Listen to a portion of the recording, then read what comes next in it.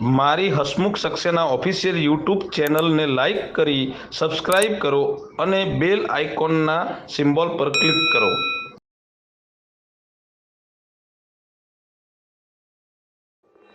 કરવા હસમુખ સક્સેના આપણી સાથે જોડાયા છે.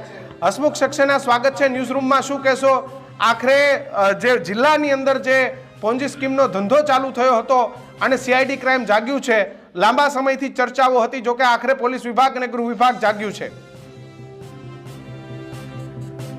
હવે પરિસ્થિતિ આજે તો સંવિધાન દિવસ છે અને સંવિધાન દિવસે જો રેડ પડી હોય તો હું તો એટલું જ કહીશ કે આ દેશ જો સંવિધાન મુજબ સાચી અમલવારી કરવામાં આવે અને આટલી બધી લેટ રેડ પાડી હોય ને આવું બધું ખોટું થતું હોય તો કાયદેસરની કાર્યવાહી થવી જોઈએ. એમ હસમુખભાઈ, તમે જાણો છો, તમે પણ ત્યાંના છો, આ કેવી રીતે આખો બિઝનેસ ચાલતો હતો?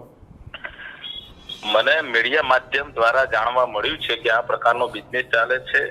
હમણાં મેં એ પટ્ટામાં જોયું તો ત્યાં ગામડાઓમાં 5% વ્યાજે, 10% વ્યાજે લોકવાયકા મુજબ ગામડાઓમાં જે નાની નાની જે ફાઇનાન્સો છે અને લોકમુખે ચર્ચા થયું હતું કે 5% ને 10% ચાલી રહ્યા છે.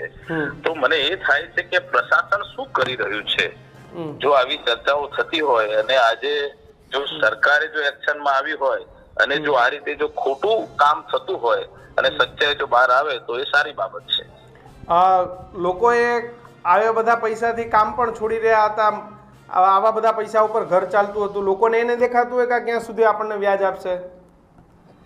આમાં કેવું છે કે લોભી હોય ત્યાં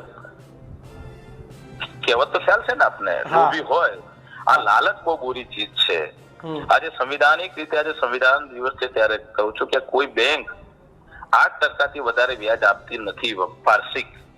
ત્યારે જો માસિક જો 5% વ્યાજ મળતું હોય તો એ લોકોએ વિચારવાનું છે. પ્રજા મૂર્ખ કહેવાય. શું કહેશો હસમુખભાઈ, ત્યાંની જનતાને શું વિનંતી કરશો?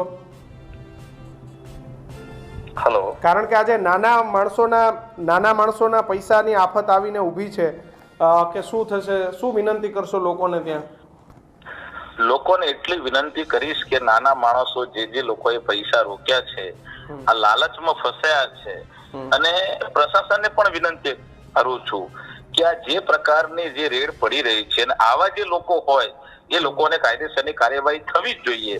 તો આવનારા સમયમાં આ જે ખોટા કામ જે રીતે આપ કહી રહ્યા છો અને જે મીડિયા માધ્યમથી જાણવા મળ્યું છે, આવા કામ થતા અટકે અને લોકોને બોધપાઠ મળે.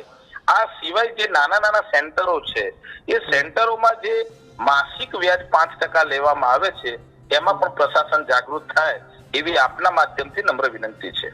બિલકુલ. હસમુખ સક્સેના, આભાર અમારી સાથે જોડાવા બદલ.